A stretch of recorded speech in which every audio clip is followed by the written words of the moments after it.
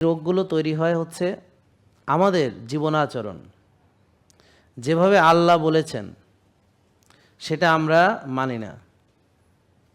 এটা হলো end result, this is the end result. এই সবগুলো রোগ তৈরি হয়, এটা হলো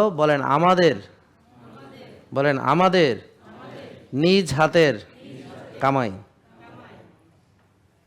মানে আমি নিজে কামাইছি। সবচেয়ে খারাপ জিনিসটা হচ্ছে মনোযোগ নষ্ট হয়। আপনাকে একটা জিনিস বলল, আপনি কথাটার গুরুত্ব দিলেন না।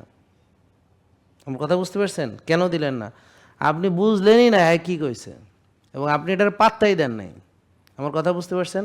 এটাকে সিরিয়াসলি নেন নাই। আসলে ঘটনাটা এইখানে যে আমি সিরিয়াসলি জিনিসটাকে নেই নাই, আমি জিনিসটাকে গুরুত্ব দেই নাই, আমি জিনিসটাকে পাত্তা দেই নাই। কি বলতেছে সে বলতেছে, আমার এটা দেখার কোনো দরকার নেই, আমি আমার মতো। Do understand?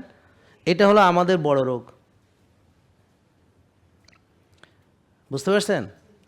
তাইলে আপনি কে? আপনি বলতে পারেন যে আমি খুব রাগী, হ্যাঁ বলতে পারেন, কিন্তু এইটা যদি আপনি বিশ্বাস করেন তাহলে আপনি কোনো দিন পরিবর্তন হবেন না। আমি রুগী, এটা যদি আপনি বিশ্বাস করেন আপনি সারা জীবন রুগী থাকবেন। Belief system, this is your belief system. Do understand? যে যেটা বিলিভ করে সে সেটাই করতে থাকে। তাহলে আপনি যদি বিশ্বাস করেন আমি ডায়াবেটিসের রুগী, আপনি সারা জীবন রুগী থাকবেন। আপনি যদি বিশ্বাস করেন আপনার দিয়ে কিছু হবে না, বিলিভ মি, আপনার দিয়ে কিছু হবে না। তা এখন সবার আগে আমাদের বিলিফ সিস্টেমটা চেঞ্জ করতে হবে। আপনারা কি বিশ্বাস করেন যে গাছের গোড়া কেটে ফেলানো যায়? বিশ্বাস করেন? এটা করেন কি না? হ্যাঁ। তাইলে আল্লাহ পবিত্র কোরআনে, এই যে কোরআন থেকে, আজকে জুমার দিন আমরা কোরআন থেকে শিখব, কি বলেছেন? যে তুমি নিজ হাতে নিজেকে ধ্বংস করো না। এটা কোরআনে আয়াত আছে কি না? আপনারা চাইলে আমি কোন আয়াত বলে দিতে পারি, কিন্তু সেটা তো দরকার নেই, কোরআনে আছে, এটাই তো যথেষ্ট। নাকি নাকি নাই? তাইলে আপনারা নিজ হাতে নিজেকে ধ্বংস করছেন কিনা এই ব্যাপারে মনে মনে ভাইবে দেখেন তো, করতেছেন কিনা,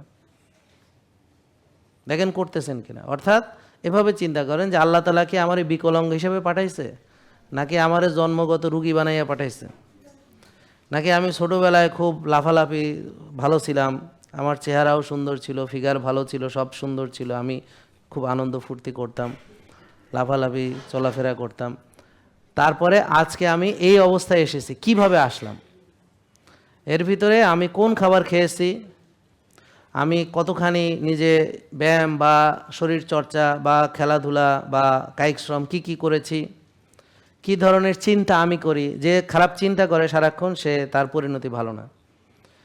বা যে তার ফিউচার সম্পর্কে নেগেটিভ কনসিকুয়েন্স, মানে সে খারাপ ভাবে যে আমার এটা খারাপ হবে, ভবিষ্যতে এই হবে, ভবিষ্যতে ওই হবে, মানে সব খারাপ, মানে সে কখনো নিজেকে মনে করে না সে ভালো কিছু পারবে, তার চিন্তাই করতে পারে না। কল্পনা করতে কোনো সমস্যা? আপনি এখন মঙ্গল গ্রহে কল্পনা করেন, এটা কেমনে সম্ভব? আমি মঙ্গল গ্রহে শ্বাস নিতে পারুম না তো। কিন্তু কল্পনায় যাইতেও পারবেন না, সেখানেও শ্বাস বন্ধ হয়ে যাবে। হ্যাঁ, মানুষ এমন যে সে ভালোটা কল্পনাই করতে পারে না। চিন্তা করেন, তার চিন্তা শক্তি, আরে মনে মনে তুমি মন কলা খাবা, সেটাও পারো না।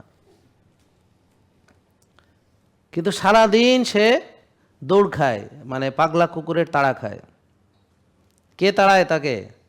তুমি একটা অথর্ব, তুমি কিচ্ছু পারবা না, তোমার দ্বারা কিছু হবে না, তোমার দ্বারা ব্যায়াম সম্ভব না, তোমার দ্বারা আর্লি ঘুমানো সম্ভব না, তোমার দ্বারা ভাত থেকে বাঁচা সম্ভব না, তোমার দ্বারা মনের বিরুদ্ধে যাওয়া সম্ভব না, তুমি যেরকম সেরকমই থাকবা, তুমি এইটাই তোমার ক্যারেক্টার। এটা ইবলিসে আপনাকে দিয়ে বিশ্বাস করাইছে। কেউই যেই বলে যে আমি এরকম, মিথ্যা, কেউ সেরকম না।